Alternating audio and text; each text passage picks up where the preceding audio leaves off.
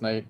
Figured since I'm not tired tonight, and there's another short-ish video, 45 minutes and 44 seconds to be exact, on the Odyssey channel.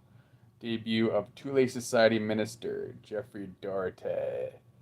So yeah, excited to watch that, and I was gonna try to listen to watch the his second show from last night, but gonna be a little late, I think. And unfortunately, I went down and there was a big pot of French onion soup, but there was none already made with stuff already on it, so I didn't bring a container down, so I'll have to go grab some tomorrow. So I was a little disappointed in that. So without further ado, let's just watch this short little episode here with GAD for the second show of the night here, in honor of him doing a double show last night. Tule Society High Priest Jeffrey Dart. Welcome. This is the Thule Contemplative Society of Hitler. I'm Brian Rue, the president. This is February the 25th, 2022. I'm going to introduce to you our new high priest today. We have Wayne Newton as one high priest. This is Jeff Doherty. He's done a couple of videos with me before. He's been a former Christian minister for 20 years and Bible college graduate. He spent over 100,000 hours. So this is Jeff being interviewed by Brian on his show, the Thule Society. About National Socialist Germany, Adolf Hitler, and his special inequalities. So I'm proud to introduce you our new high priest. So welcome, Jeffrey. Well, Brian, thank you so much. It's truly an honor and a privilege to be involved with such a great group of thinkers and scholars and spiritual seekers.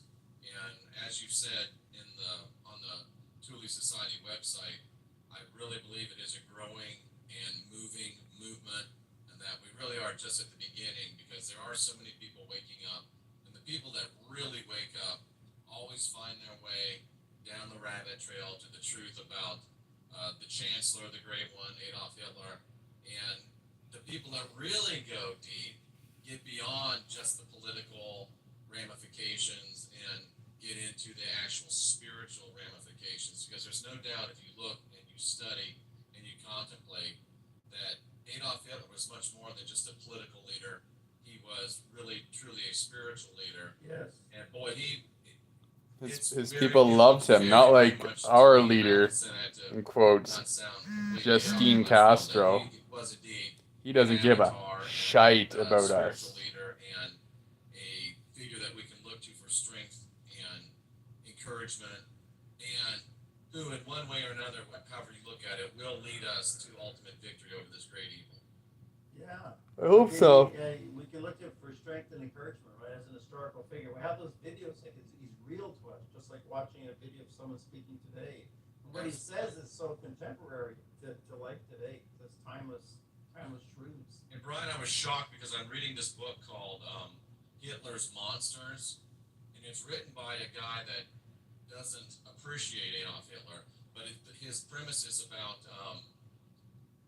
supernatural in the Third Reich. And I'm reading like 7 books right now. I can't remember which one I got it from. But Adolf Hitler, it wasn't just the Jewish situation that he understood. He understood the problem with big pharmacy and was against it. He understood the problem with big agriculture and was against it. He understood the problems of control of the media and the rise of indecency. He understood and foresaw really the fact that they were going to start trying to go with this global warming hoax. He was such a visionary. Wow. And we think he got stopped just because of the Jewish issue, but he really had figured it all out. He was bringing the Great Awakening, and they dropped the Great Reset on him, and we fought our way back till now just to get to the precipice of where the Fuhrer had already led us. So let us pick it up. And what did you say about global warming? He presaged that. He said the time will come when they're telling us that, if we advance and come to the heights of our abilities, that they'll say, no, we're destroying the planet, when in fact the opposite is true. Wow, I didn't know he said that. What a visionary, holy smokes! Because he understood the Jewish mind. He knew the protocols of science. Right, it gives me chills. I read it to my wife. She's like, "No way!" I'm like, "Yes, No he way, said no it." way. Holy He was smokes. such and I just ordered a book. You've probably heard of it. My childhood friend Adolf Hitler. Yes, yes. I haven't read it. I just ordered it, but when you read about the book, it says that as you read this, you can see it's very clear Hmm. that Adolf Hitler was called from a very young age. There was supernatural involved in his life, that he Yeah. truly was an avatar. Yeah, I'm glad you're a scholar and a contemplative. You know, it's you're really happy to have you aboard of the Tulip Society. You know, Well, so this is. I feel like I've come home, Brian. It's been a yeah. long.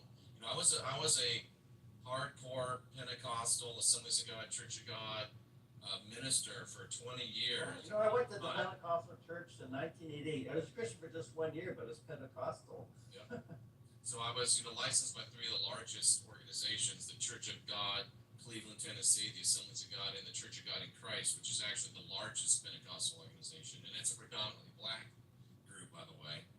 And then for 5 years after I left organized religion, I was just on my own, and then I finally broke through and realized basically the Jewish roots and nature of what we call Christianity.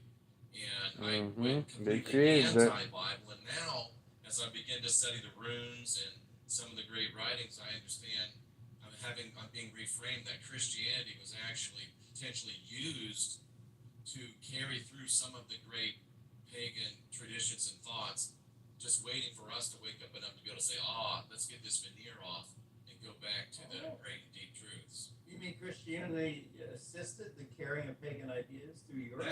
That's my thought, that it helped the preservation of them. And of course, the Fuhrer had spoken in many different places that after the victory over the Jewish problem in the war, that he was going to begin to work on Christianity. Very good. I just want to show up the audience for the viewer. I've got my armband on today. That's beautiful. So that my costume controversy in my audience.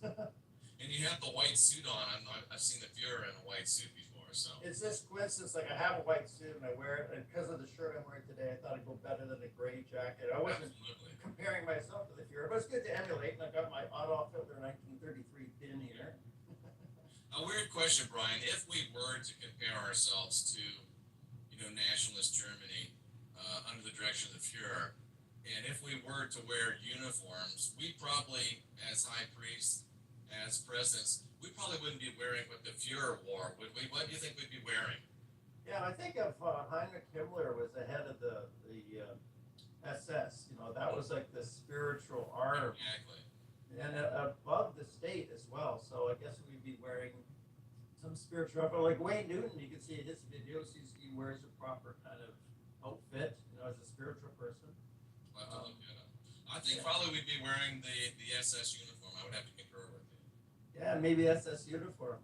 Gee, I've got an SS pin as well. Yeah, but that's something I think as our ranks grow and expand, maybe you can help devise some ideas about that. That wouldn't be controversial at all to show up in the great black SS uniforms with the high boots and the blouse trousers. That wouldn't be controversial at all. Yeah, well, I've contacted Wayne. He's our first high priest here, second one. Maybe we should have a little conference and work this out. But I guess we shouldn't get too far ahead of ourselves. It's just for now we're promoting our message, bringing people in, inviting people to join the Tulip Society. There's links below the video. And I appreciate the fact that we're really, I'll say we now that I'm a part, we're really promoting the spiritual side of it. It's not, a racialist thing. It's not a separation thing. It's a call to contemplative understanding and search for, the great truths of nationalist Germany. Yeah, I appreciate you saying that because with some of our writers, like James Roos has been doing good writing, and Randall, sometimes I have to tell him it's not about hating the Jews. Some of the essays are just a lot of hate for the Jews, and that's not the philosophy of the Philip Society. We're uplifting and inspiring, but we can certainly object to Jewish power in the world and point it out. And we must really, but yeah. I agree, and I appreciate the emphasis that is not the thing. The thing is to, I've done some work with a young fellow named Young Pharaoh, and he's kind of like a black leader, and we've talked and come to the conclusions that it's okay for people like you and me to want to optimize the white race because we're white.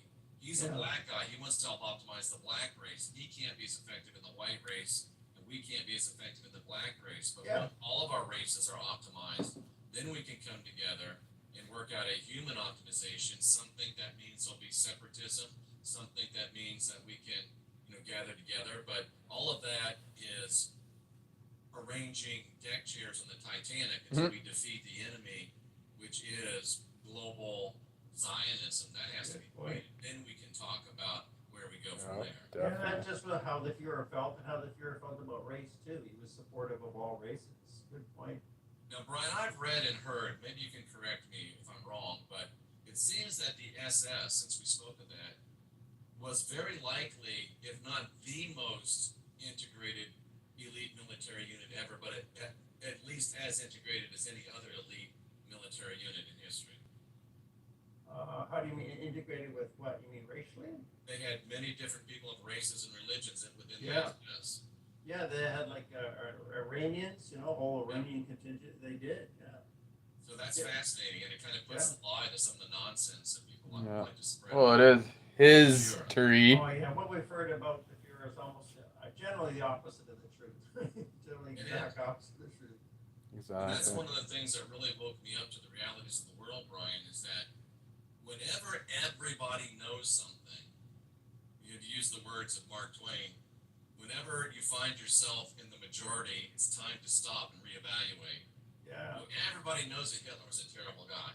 Well, that's the time to start looking into it. If you have the courage and you have the scholarly objectivity to look at these things that everybody says, and one of those is that Adolf Hitler was a terrible man. If you look into it, if you have the guts and the tenacity, you may well be very shocked at what you find. Yeah, reminds me of what my friend David Duke said. He said, if too many people are agreeing with me, I must be doing something wrong. And it's so true. It's so true. It sounds weird. It sounds a bit masochistic, but if no one is disagreeing with you, you're probably not saying anything that's really going to change the world. Yeah. And Dr. Duke is right on that. Yeah, I don't want to just preach to converted. So it's great with the internet and the Zoom and video. We can talk to thousands of people. We're not fighting Antifa in the street. So this is what we can do. We've got to do what we can do. It's like David and Goliath, the Jewish power, but the truth is strong. The truth has higher realms behind it, I believe. And Brian, it's been my experience that you just have to get somebody to hear it, just to hear it once. And if they actually hear it and they have that call of the blood, then it is something that they can never shake off. But if they don't have that call of the blood, you can talk to them 24/7, 365 they won't listen. For decades, and it will never take root. Blockheads. Once they hear it, they can go online. There's plenty of sources available to them. If they want to find the truth, they can find it online. Like before the internet, it was just hard to find this truth. Oh, certainly. Yeah, it's true. There's lots of us out there. There's probably more than it seems. A lot of people are keeping it quiet, but they're tuned into what we're saying. Would you hazard a guess of a number? Oh wow, maybe 25%. Really? Of the population? That's a high number. Yeah, I could be wrong. I'm just guessing. Yeah.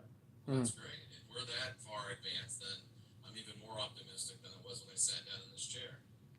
Well, I think of the white people, generally people all over the world, like an Eastern European, a lot of them are quite much more awake to Jewish power. Yep. A lot of National Socialists, like in places like Ukraine and Russia, and places like that. Interesting that this situation is centering on the Ukraine right now. Yeah. I guess this is a timeless video. We don't have to get too much into current events. Exactly. I'll keep that in mind. I just wanted to show the audience. I want to do a brief share screen here on our Thule Society site. I'll just show. Let's see, where am I here? Here's our Thule Society site at toolsociety.com. And this is an article about Carl Jung's profound words describing Adolf Hitler. This is from one of Miguel Sereno's books, from his writings. So people can look this up. I won't read the whole thing, but it's really quite powerful. Like, he's the most respected psychologist of all time, more respected than Sigmund Freud. And just what he says here. He says Hitler's a spiritual vessel, a semi-deity, or even better, a myth. Wow. Hmm. Yeah. Was Jung a Jewish man? Oh no, Carl Jung was not Jewish. Like Okay. Sigmund Freud was Jewish, and he chose Carl Jung to be the Shabbos Goy front of their psychological society, so it doesn't Gotcha. look like a Jewish organization. And later, Carl Jung broke off from Sigmund Freud and turned against him. So he Good, was, thank and you he for sharing really that. appreciated it. And he was saying this before World War II, right Hmm. around the very beginning of 1939. You know, and of course after the war, he kind of shut up his mouth. Didn't say much about it, but he really sincerely appreciated the qualities of Hitler. He did, and I just finished reading He's a that great book that you leader. pulled that out of. Great It's chancellor. just a profound experience. It's not the easiest reading, but so often, especially in your spiritual pursuits, those things that come very, very easily usually are not that profound. Yeah. You want to talk a bit about Miguel Serrano because he's like, I guess, my favorite of the five people we listed on the Phil Society site as our founding fathers philosophically. He's my favorite. Him and Sidici Deve.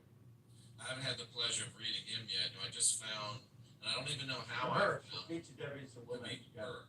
I don't know how I found the PDF of, I think it's called Adolf Hitler Avatar, something like that. I can't remember what it's called. Yeah. But it's some 300 pages, and I've been reading it for a long Signature time. Debbie, I want to because read that book It too. really does take, it almost takes Jeff did quite a contemplation few just to shows read on it, that. because it's very, very deep and very, very powerful. And he was a Chilean fellow, so, I mean, this is something that is Chilean. worldwide, and just My the favorite words to that say he is brings out, the Chilean. concepts that he brings out are, even if Chill you out, don't Chilean. decide that you think that, Adolf Hitler was the type of person that we think he is, it still would lend you to great contemplation of the history of not only the white people of the world, but the history of the world period. And it shows that there's so much more connections between people that we would never think. We've already mentioned the Iranians once, the people of the nation of India. There's deep and profound connections between so many of us. And Serrano does an amazing job of painting a great picture of history that contrasts the Zionist world history that we've all been force-fed for all these years. Yeah. I think of the spiritual qualities of Hitler, like it was necessary that he arose. Otherwise, Jewish power could have just completely overrun Europe with communism, under Stalin. That would have been the end of all of Europe. So spiritually, karmically, someone like him had to arise to protect Europe. It's like the law of karma had to protect all these good people. It's really profound. It's like the highest levels of good and evil in the world. Channel through all this goodness. And he came so close, but yet just couldn't stand against the combined resources of, world Zionism. It just crushed him because it was too much for one nation, even a great nation as Germany, to handle. And you just wonder, I have hopes that if there's any way that we could rekindle that spirit in the United States of America, we may have a better chance in the Fuhrer, because I don't know that there's even a cabal of all the world against a renewed spiritual America could stand against us. Yeah, like America's much bigger than Germany, 340 million people compared to 80 million. And we're always haunted, like, what if, could they have won the war if they had more defensive rockets to stop planes? Right. I mean, could they, or is it just all predetermined? Was it meant to be? And people think of him as, like, I did a video years ago on the penultimate savior. I don't know if ever, like, he's the penultimate one. Right, and there's one to come. And maybe it's a group of us that are yet to come. Amazing stuff, though. Amazing stuff. It gives you hope. It does. And it gives you hope even Great in white the hope. midst of despair. I mean, the old saying is that there's no one that's more to be feared than the man that has already lost everything. Yeah. But I think it might even be more fearful is the man that has the belief in his convictions and knows that his convictions are true and is willing to lose everything and yet continue to fight on. And even in fighting and dying, that's part of the glory of completing your life as a true warrior and fighter for freedom and truth of humanity. That's me. Freedom. Give your life, Absolutely. give everything. Yeah. And we know Keep coming that back. we know that death is not the end. I mean, the runes talk about existing, passing into non-existence, and coming into existence again. That's really what we're doing. And if you have that understanding, well, then it's okay to fight and die for a just cause. And there's a lot of times movies have bad things, but there was a Tom Cruise movie called Oblivion, Yeah. and he gets to the place where he has to do a heroic thing, and he quotes, I can't remember right now who he quoted, but it was a Roman writer, and he said, the lady says to him, "You're gonna die." This AI says to him, "You're gonna die." And he says, "Everybody dies. Thing is to die well. And how much better can a man die than for a noble cause, for the ashes of his fathers and the temples of his gods?" Mm-hmm. Yeah. I've done videos with Dennis Wise. He said to die like an animal is to not know why you've died, but to die like a human being is to know why. Absolutely, and that's okay. That's okay. Some of us will have to pay that ultimate sacrifice, but others can rise up. But I know we'll win. I just can't tell you when. It's not a matter of if; it's just a matter of when. Yeah. Well, I think of the National Socialist Angels, like in Buddhist cosmology, of the Devas. Like the Buddha actually taught that the Devas angels they clump together by their interests. So it would make sense that all these National Socialists would die. Many would go to heaven, and all these National Socialists would be together, and they would be blessing reference now. They're there and they're with us. They are. And, to crib a message from the Bible, which I'm not 100% in agreement with, but it says there that we are surrounded by a great cloud of witnesses.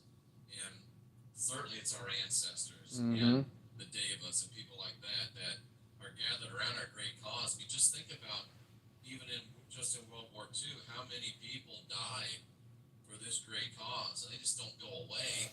They're still there, and that energy is still available to us to channel, if you want to use that word, to appropriate and to encourage ourselves. Hello. Maybe it is a battle that we can't win, but it's a battle that when we reach out to our ancestors and reach out to the noble dead and the Devas, and who knows, Brian, maybe even other deities or other life aliens, or extraterrestrials that are just as sick and tired of this corrupt system as we are, then we can. I know I'm sick and tired of it.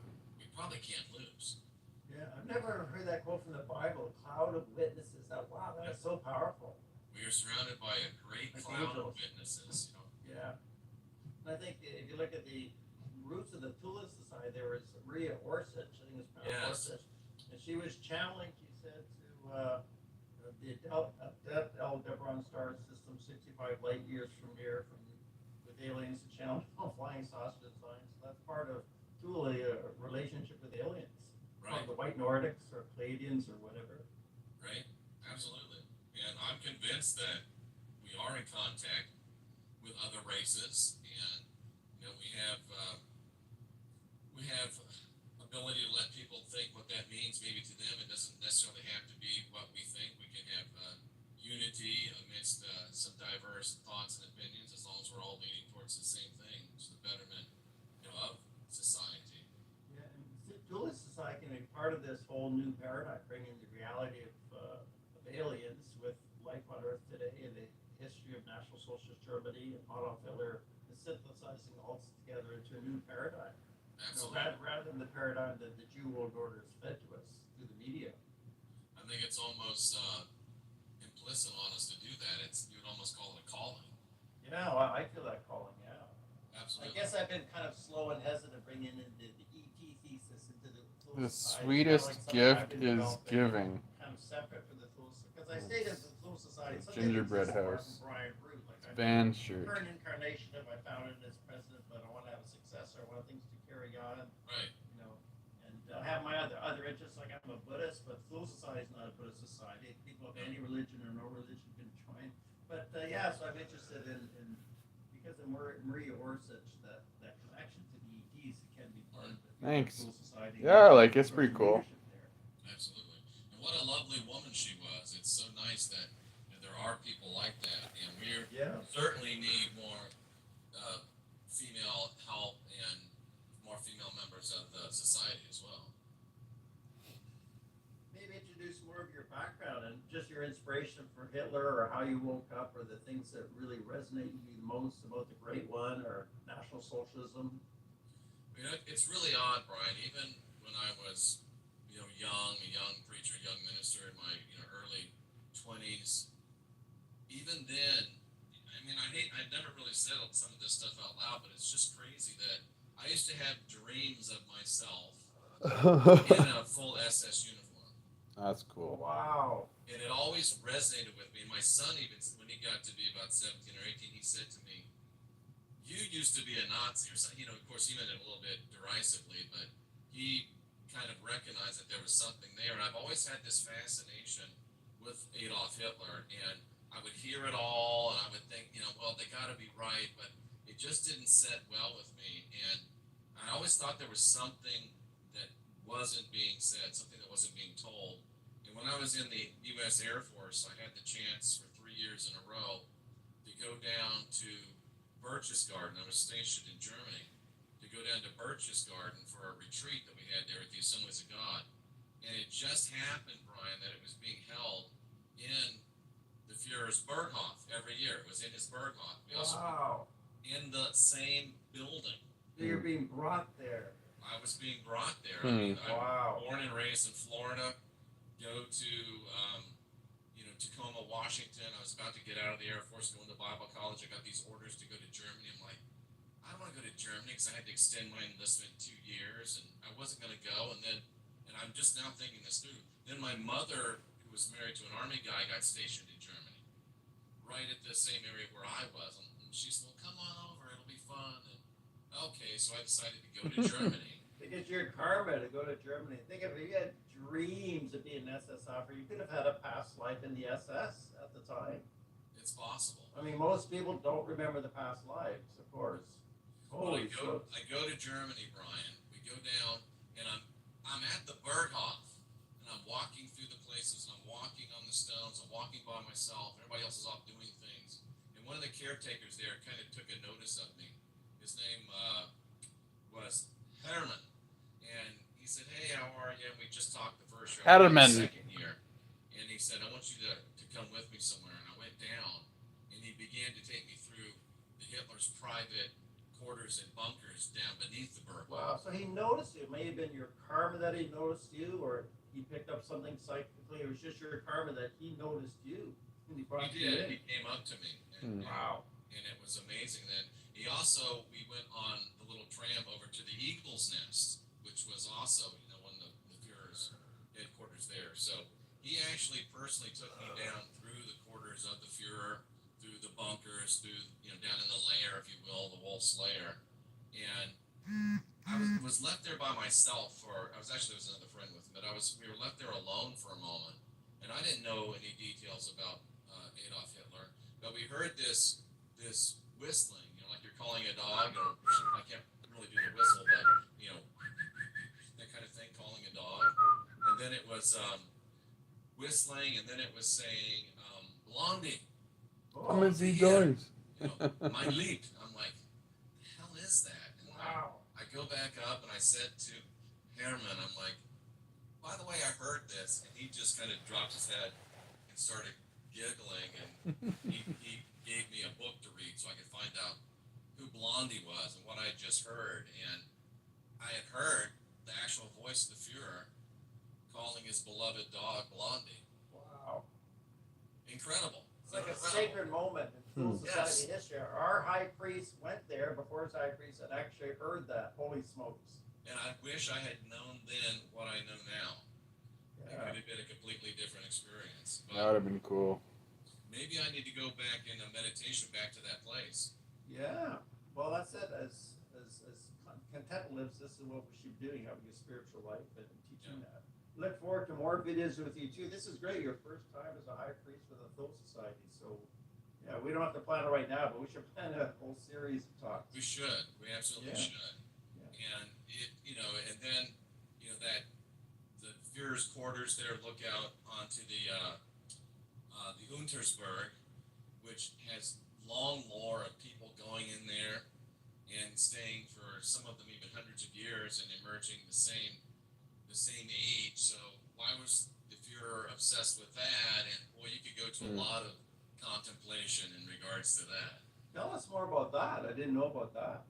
Yeah, right directly across from the Berghoff, and also pretty much directly across from the Eagle's Nest, there is a big mountain that's called Untersberg. And I had a lady from Germany send me a random email. We have a lot of listeners on Late Night in the Heart. That was Night hilarious. show. Yeah. She sent me very nice. Yeah, the guy and she called says out to me, Blondie or whatever in the movie. have you ever considered the Untersberg? I'm like, I don't even really know what it is. And she sent me a picture. I'm like, oh yeah, that's down there in Berchtesgaden. It's just across on the Austrian border. And I began to study it, and Yeah, it was an is this interesting mountain, hypothesis full that of John lore made that on goes that for back sure. As far as lore goes back, Wow. people actually going into the mountain. There's passages that open to people. And I remember hiking around there. You're hiking, it's in the middle of nowhere, Brian. It's beautiful. We called it Volksmarching. But you're going through and you're walking, and then all of a sudden, in the middle of nowhere by this mountain, there's this great big huge, and I think Serrano talked about this in the book. There's a big huge German military, fence. Verboten, don't go no further. And like, what in the world? And apparently people have gone into the Untersberg. It was met definitely with, great. We Definitely. call them divine beings or semi-divine beings or devas or whoever they are. They've been very hospitable. They've been given great food. They've been able to read amazing books. And they think they've been there 2-3 hours. They come out and it's been 30, 40, 100, 150 years. No, I've never been to Germany, but my ancestors are from Germany. That. And by the way, who was the Fuhrer's right-hand man? Who was going to be the deputy Fuhrer? Maybe one day. Well, there's Rudolf Hess, and then was it Hess or was it Bormann? It might have been Bormann, but one of them left Berlin and went to Berchtesgaden right at the very end. And the implication, I think Serrano said this, or it wasn't in one of the other books I read. The implication was that they think he had Blondie with him, and that they're speculating was the Fuhrer going to follow. I mean, just to think about it, if the Fuhrer Bormann was with him at the end, like Hess left in 1940. it would have been Bormann. Yeah, And if Bormann went to Berchtesgaden and took Blondie, and they were expecting the Fuhrer to come. I mean, you can just go in all kinds of directions. Did the Fuhrer go? Did they go into Untersberg? Is it possible that the Fuhrer might still be there, and there's connections between Berchtesgaden, Berghoff, and the Eagle's Nest? And it seems like it could be a portal. This mountain could be a portal. Yes. And it tends to happen around mountains, these portals. That could be a real thing, and why not in Germany? Yeah, Brian, my head says, if I'd have known it, could I have actually been... Oh, that's cool. The Berlin Wall, that'd have been awesome. Face-to-face encounter. I know a friend of ours had a piece of the Berlin Wall. We have some poetic license because we're He was a religious German, organization. so- Think of a spiritual organization. Buddhism does it too. You can sort of get colorful stories. These stories don't necessarily have to be true, but the stories about truth. Right. And didn't you say you felt the Fuhrer standing behind you during a meditation? Yes. Sort of standing and coming down. Yeah. Did you see him visually? No, I had my eyes closed. It was all That's right. mental. That's cool. Yeah. It was a few years ago. Yeah. So there you go, Brian. That's about as weird as I get in public. Yeah. But Yeah, I feel very a deep spirit of kinship, and that we are folk together. Yeah, I feel that with you. Yeah. We're here to discover, and sometimes to discover you have to not be afraid. Yeah. I remember the Something piece he so had. It was ridiculous spray painted. and, like the silly Star Trek says, to go where no man has gone before. We have to be willing to do that. Yeah, and if you don't share who you are, you don't actually get to know who you are. Like when you said that, I realized I've still kept private a lot of my spiritual realizations about the Fuhrer. A lot of it I haven't expressed, some I have. So, yeah, and Hitler himself was very kind of naked to the world, to his audience, to his country, just shared his heart. That was his power, and you don't get to know yourself unless you share it. And one of the things, even back when I didn't know anything, I would see these pictures of the Fuhrer, and I'd see him with the dogs. I didn't know that it was Blondie at that time, but I would see the look on his. There's one picture in particular, and I think you showed it last time we talked. They're Oh, down that's there cool. At the Berghoff. They're standing at the rail. La Tour Eiffel. He's up on the standing right beside her, and you can see the look in his face. It's a look of love and a look of just adoration. And there's many pictures I've seen of the Fuhrer with children, and it's that same look. And you cannot fake that look. Yeah. Did you walk? Did you walk all the way to the top, or was He it loved the children, elevator? He loved animals. He wouldn't even allow anything to be killed to feed him. Yeah. Vegetarian. I mean, he was not the man that he's been portrayed in history, and I could never square that. There's no way he could be that evil. Yeah, he's he had that type of love in his heart. You can't do both. Absolutely. Yeah, I wish I had more pictures to share screen with him here, but yeah, the one of his dog and stuff. Yeah. It was amazing. It really was. Yeah. And it's heartwarming when you think about it. And Oh, that you sucks. talk about the force of will. I mean, Wow. my goodness.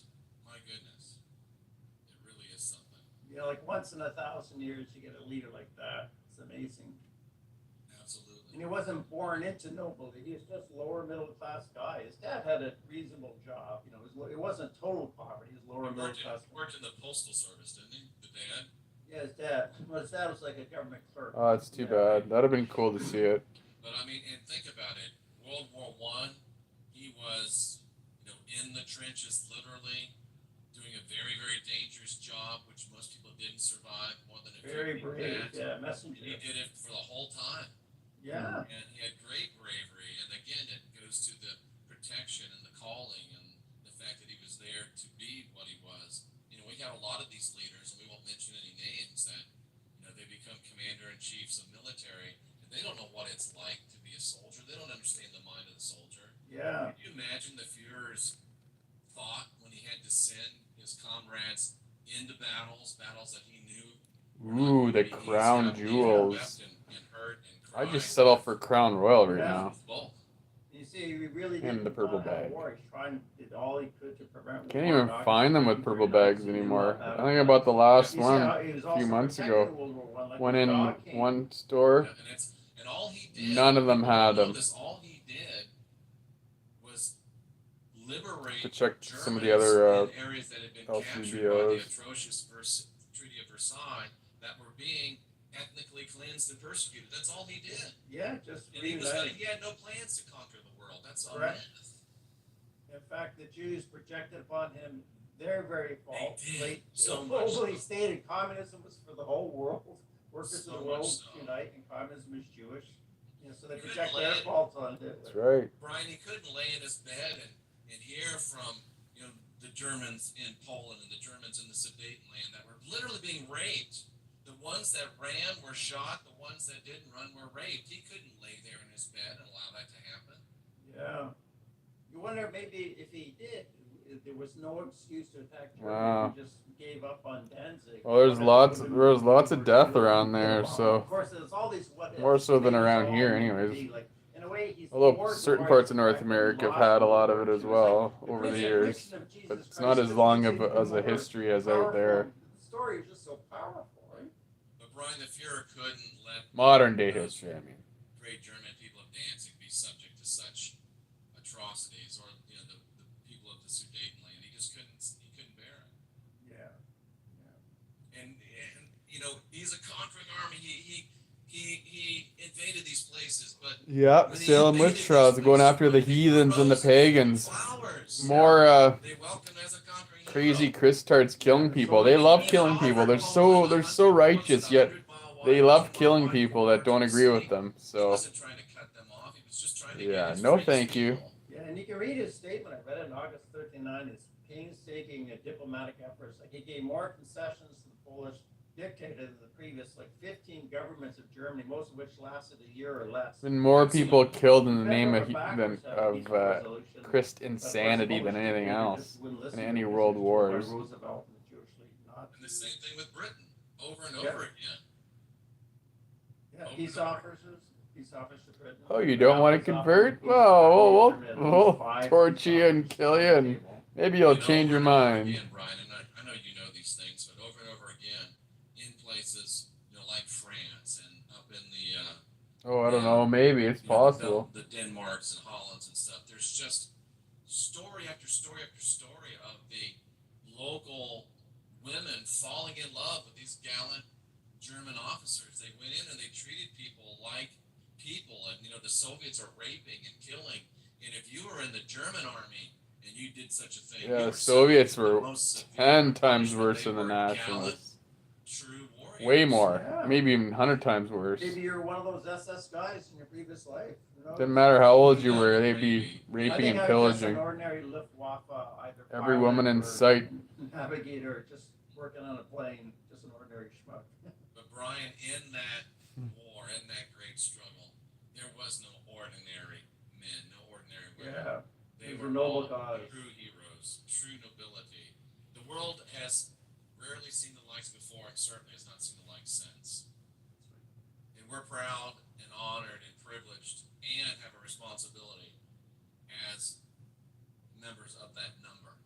Yeah, I just wish the Fuhrer left us some speeches in English, because just to hear his voice, it's so empowering, right? The fact that we don't have the voice of the Buddha or Jesus or others like that, but to actually have his voice and the subtitles, I just wish we had something in English.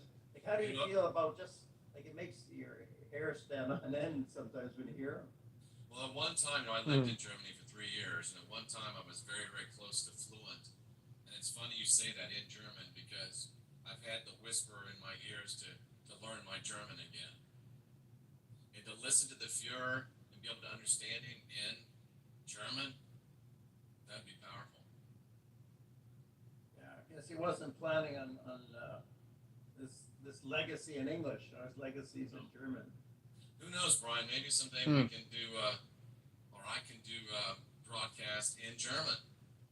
Yeah, and you're certainly welcome to produce your own videos. Like Wayne Newton has done this. Like he's done videos for the Thule Society, and then we just post them so you can get in the right state of mind and just deliver a sermon if you want, or we can do them together. But yeah, as part of the Thule Society, we have like a lot of written essays, really good blog posts, but we need more videos. Like Hitler himself said, it's the power of the spoken word is the most powerful. It's more powerful than the written word. Oh, it is, and he did We say need more that. of this. And I mean, he It's was a call-in show, not a writing show. That's why, because he likes the power of the spoken word, not the exactly what he was doing. He knew exactly trolls why in he the was doing chat. it, because he was trying to reach into not just the minds of men. He wasn't just trying to reach into the hearts of men. He was trying to reach into the soul. Well, you're quite a good orator yourself. Look at your 20 years, and you've had some huge audiences, right? Like a real professional speaker. So, probably the largest audience I spoke to was it was different estimates, but it was very close to 120,000 people. Oh, wow. Wow. So That's a big stadium. There's really something to that group energy, and I can only just sit here and imagine to have that type of group energy devoted to and directed towards the great aims of this Thule Society. Yeah, think of the Nuremberg rallies, right? Like that's the spiritual heart of Germany, the Nuremberg rallies. Think if you could do that in Kansas, right? If you could get the little sun together in Kansas, get out there in the plains there. We could reawaken the Nuremberg rally. There's no reason why we couldn't, and it's just such a slap in the face that the Nuremberg rallies were the heart of the movement, and then at the end we end up with those terrible Nuremberg trials and the heroes being sentenced to die. That's pretty cool. Yeah, it's all about the angle, eh? It was, or Purim, the same way that they did with the biblical story. So it was just an absolute atrocity, and I'm so glad that some of the great men there called that out and said, this is what they're doing. See it, world. Yeah, and that's why they did it at Nuremberg, of course, because that's a spiritual soul, so they have to desecrate that. But they can't do it, man. For many years, Brian, they dulled the spirit, but they couldn't kill it, and it's coming back, and it's our responsibility to do all we can to keep it moving forward. Yeah, just think 80 years since Hitler's time, his name is already rising. I think since like around 2012 with Dennis Wise, The Greatest Story Never Told, people are waking up. Yes. Just think a century from now or 2 centuries from now, Hitler's place in history could be more realistically recognized. We've got lots of time, right? We got lots of time. Is it 70 years, a jubilee, and biblical standard was at 7? Oh, is it? But at any rate, that's not to be dismissed. That's 70 years since. So yeah, I sense a real rebirth, Brian, and I'm happy to be a part of it.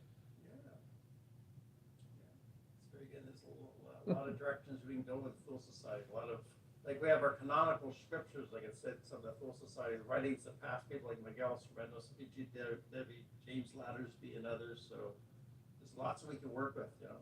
Well, I'm diving into the website and I'm diving into the spiritual practices and into the readings, and I'm looking forward to more talks with you, Brian. This is wonderful, and I feel like we are not just in a club, we're in a society that is dedicated to bringing humanity to That's its highest cool. heights. That's cool you're able to We will drink do it. It's beer at Sergeant 14 Gift over is there. tomorrow. I think, don't think the laws take are your as time, strict do as your over here. studies and your contemplation, meditation, and the inspiration might just move you. Sometimes if the inspiration just moves me, you know, I'll write something or say something. So Yep. we're open to that divine inspiration coming through us, you know. Absolutely. Absolutely. It's been a privilege to be with you, Brian. I look forward to doing it again real soon. Yeah, let's wrap up now and let's look forward to more to come. And welcome aboard, High Priest. Thanks for being with us. Jeff I don't know Dorsey.